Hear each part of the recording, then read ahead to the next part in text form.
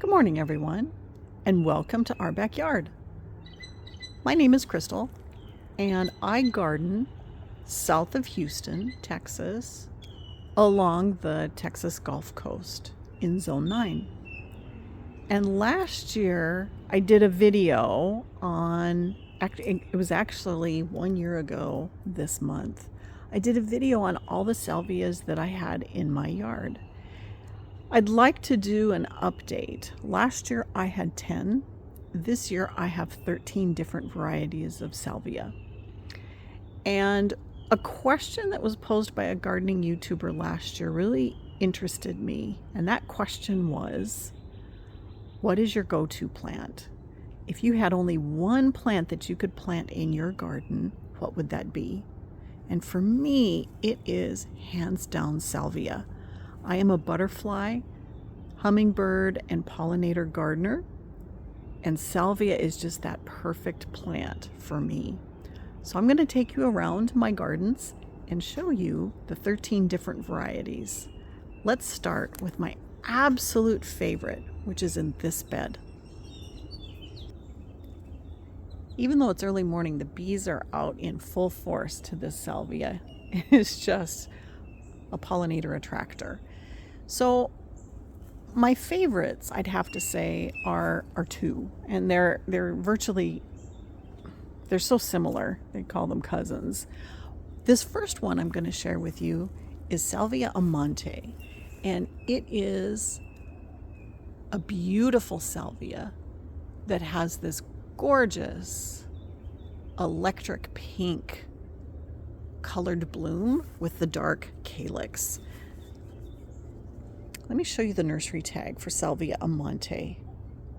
Both of these types here, Amante and Amistad, which I'm going to show you next, are called the Granitica type of salvia.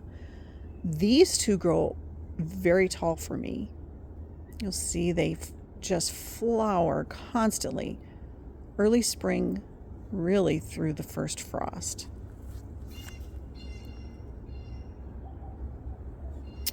You do want to plant salvia, typically almost all salvia in full sun, not all, but almost all.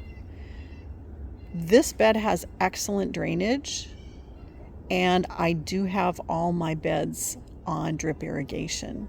Notice the height. It grows up to 5 feet tall, 60 inches tall. Hardiness zones 7 through 11. This is just such a stellar performer for me. The hummingbirds love it. It's just, I can't say enough. The one thing that I made a mistake on last year is I did not cut it back, and it grew way out and up.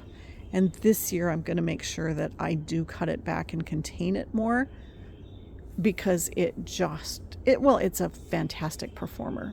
So now I'm going to go over here to Salvia Amistad. Amistad is just like Amante, except it has these gorgeous purple blooms on the dark calyx. The foliage is this wonderful green foliage. The tag doesn't have as much information on Amistad. It says it gets 4 feet tall, but for me, they grow taller. They grow taller than I am, showing that right now they're probably, they're 5 feet tall right now. And these are plants that came back. So this is their third summer for me, and they come back very reliably and just grow profusely. Isn't this just gorgeous? And they bloom so much. So this is my hands down favorite salvia. Okay, now I'm going to turn the corner. And this gorgeous salvia is Salvia Leucantha. Look at this purple. Oh, you can't beat the purple calyx, the white flowers. the gorgeous foliage. It's fun to touch, somewhat soft like velvet. Again, salvia are such pollinator magnets.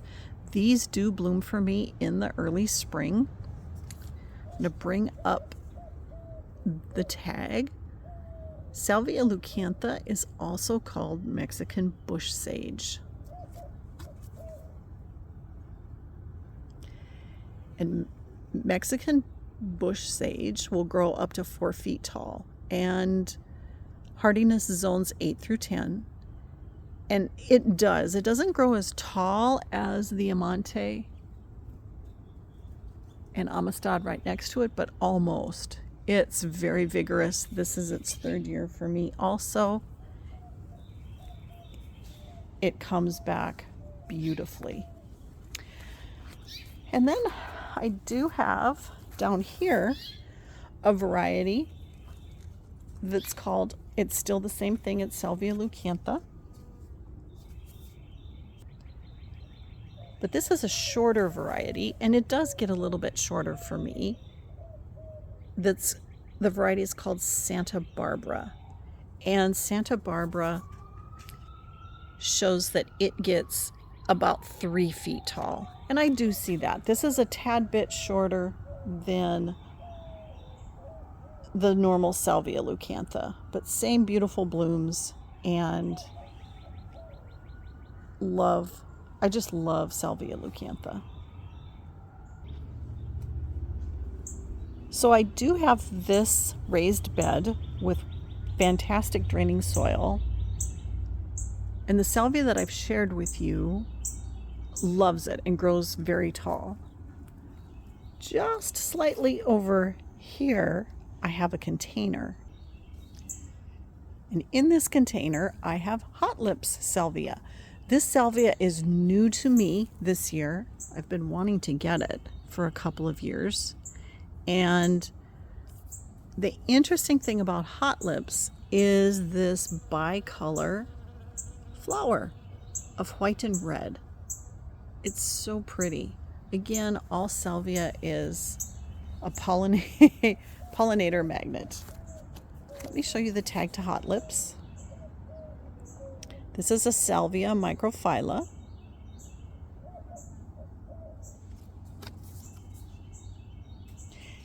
And I do have it in a large container.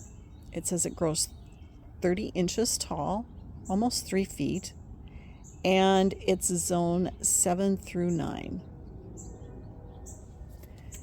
I just planted it this spring. I'd gotten it in late winter, and I'm just planting it in the ground and in a pot this spring. One of the things that it says about Hot Lips is in the heat of the summer, the blooms will come out as red, but then when the nights get cool again in the fall, it will revert back to this bicolor. So this is on the same plant. Hot Lips has small leaves, but they're very fragrant. I always love to come out and touch the leaves of Hot Lips and my bush salvia, because the scent, I find the scent to be just wonderful. So I'm going to go show you my bush salvia now that is like Hot Lips. In a separate garden, in another garden bed, this is what I call my north garden bed, I have what is called a bush salvia. And this reminds me of Hot Lips. It has the same similar wonderful smelling. The scent on the leaves is just fantastic. And this blooms a really vibrant red. This bush salvia is called Maraschino. And for me, I really like this salvia. Let me bring the tag.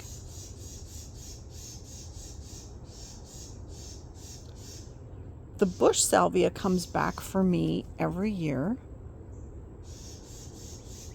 It says it gets to be 3 feet tall, which is true. It blooms early summer through fall. And I'm going to come down and show you the stems will get woody. And they can come, it depends on how cold our winter is. They will come back from the ground in a really, really cold winter. But they also, if it's not too cold, down here in zone 9, if we don't have a really cold snap, that will come back from the already established parts. But the bush sage reminds me, the flowers remind me of hot lips.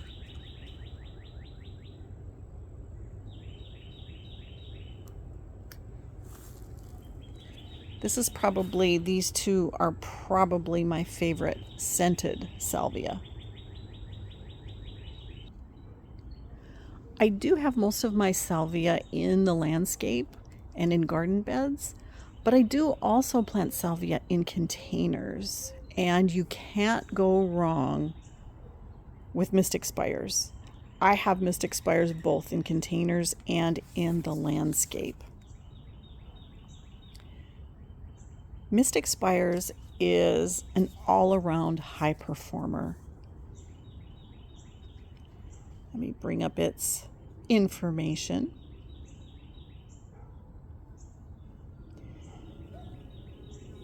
The interesting thing, it says that it gets to be about 2 feet tall.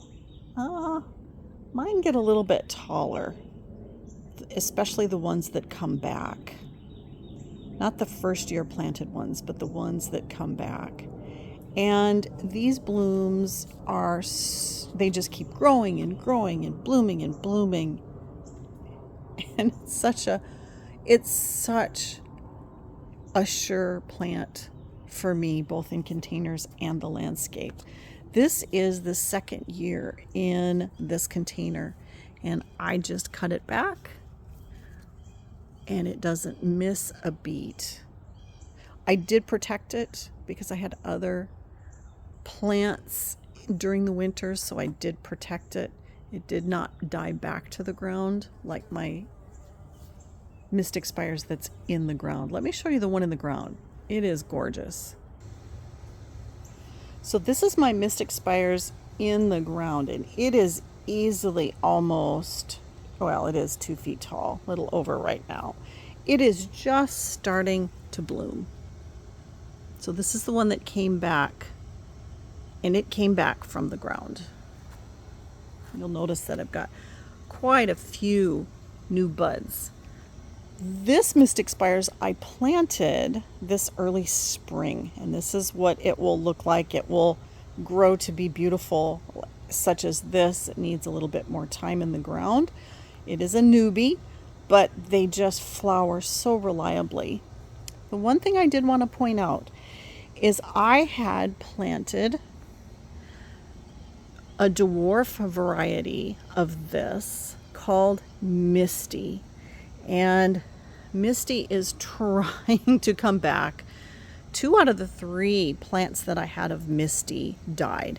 Misty is that dwarf variety of Mystic Spires, and I will not have it in the ground. It does not perform as reliably for me.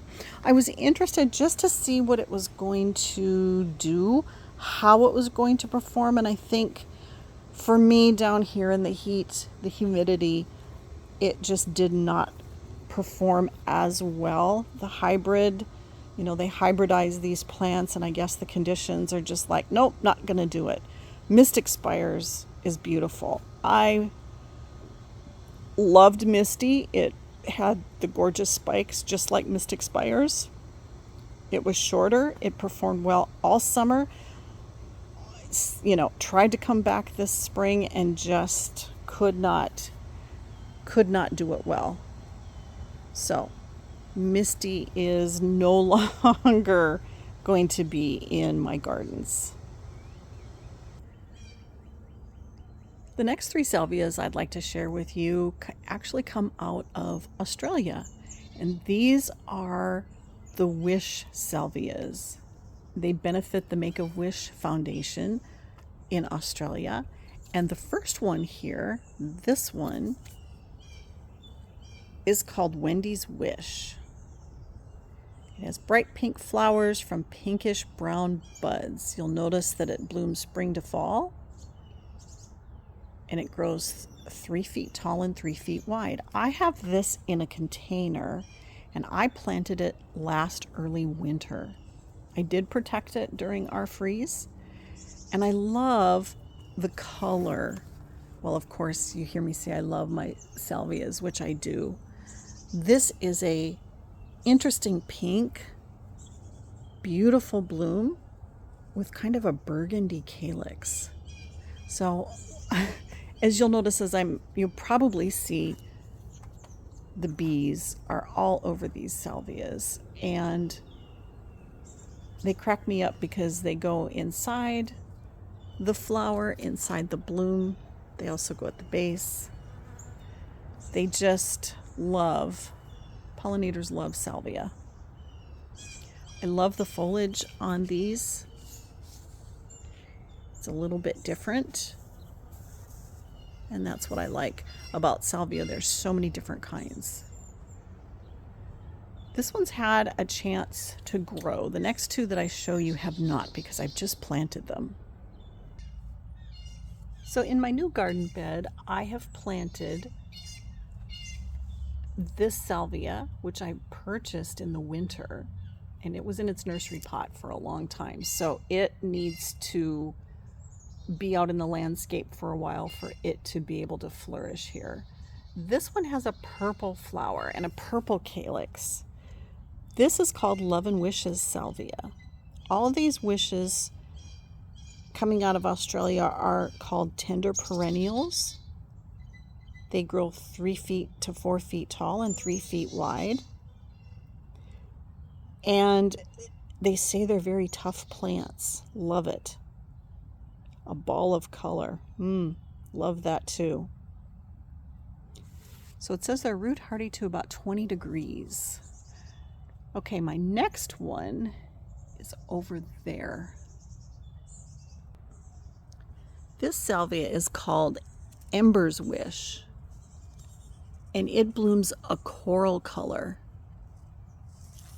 It was so beautiful when I first purchased it in the winter. It was just covered with these coral blooms. But Ember's Wish has the same details as the other wish salvia. So I've given them all plenty of room in the bed to be able to grow and spread out.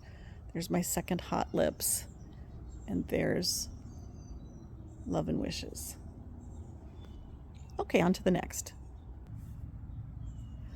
I lost my purple Salvia Nemorosa, and so when I found this one in the nursery, I thought, yep, this is the one I want to try. This Salvia Nemorosa is called Rose Marvel, and these Salvia Nemorosas are short. Let me bring its tag in here. They're going to get 10 to 12 inches tall and 10 to 12 inches wide. They're hardy from 4A to 9B. And that bloom, I just thought was so pretty. I would have replaced it, my purple, because I certainly loved my purple Salvia Nemorosa.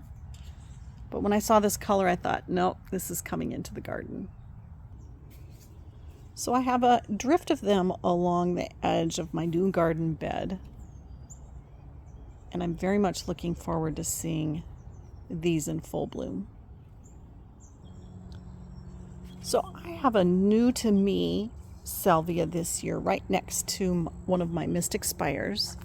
And this one is called Henry Duelberg. Let me show you the tag. This is an interesting salvia, to say the least.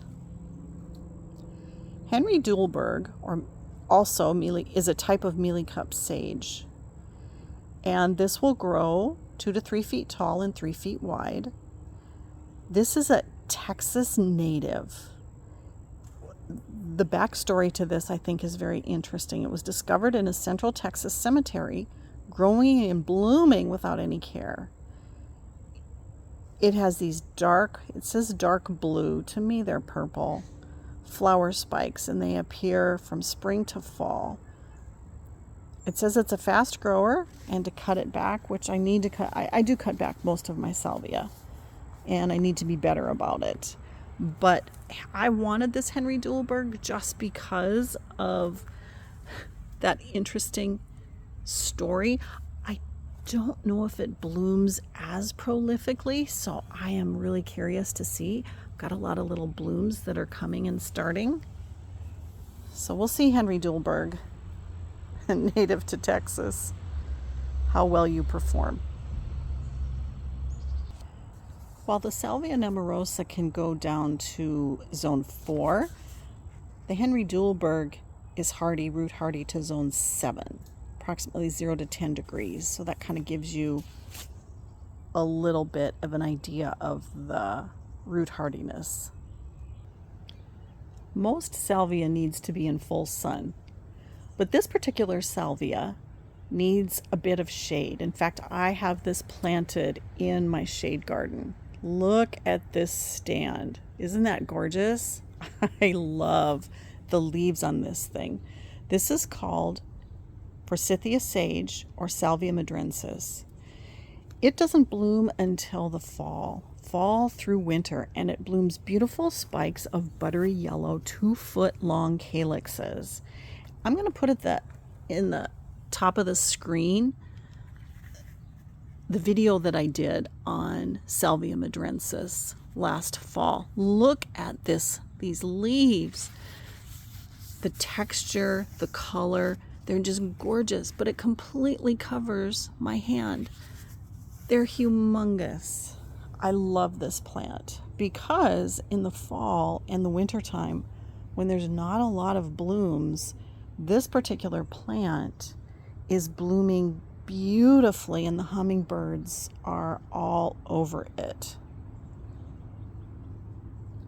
Love. Just a favorite plant of mine in the shade garden.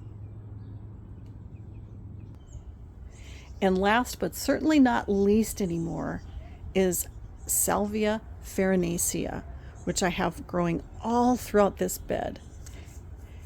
Salvia Farinacea is a Texas native. This one grows, it says 18 inches tall. Mine easily grow more than 2 feet. I did not like this last year. This is the 4th year of growth. This is the very first plant that I planted, and I will be seeding more in this south garden bed. Let me get a little closer. It reseeds itself very well. It's a beautiful flowerer, and it is just hardy in our conditions. I also like it because it will reseed itself and pop up with white blooms at times. So I started with only a couple down here, and I will be putting more seeds down in this bed because I would love to have this Salvia Farinacea all throughout my pots. And I don't have well drainage in this southern corner, and this salvia just does not miss a beat. So although it was my least favorite at one time, because of how it performs, it is no longer my least favorite salvia. Isn't that how things go in the garden? So what is your must-have plant in your garden? As a hummingbird, butterfly, and pollinator gardener, mine is salvia. I'm always on the lookout for more salvia. I did purchase some seeds, and I think I will be direct sowing some coral nymph salvia. I did not start them indoors. But if you have any salvia that you think would be particularly successful down here along the Texas Gulf Coast in hot, humid conditions with lots of rain, heavy clay soil, I would love to hear your suggestions. So put in the comments your favorite salvia. And also the answer to the question that fascinated me last year: what is your go-to plant in your garden? We all have different ones. Thanks for joining me today, and I hope to see you again soon.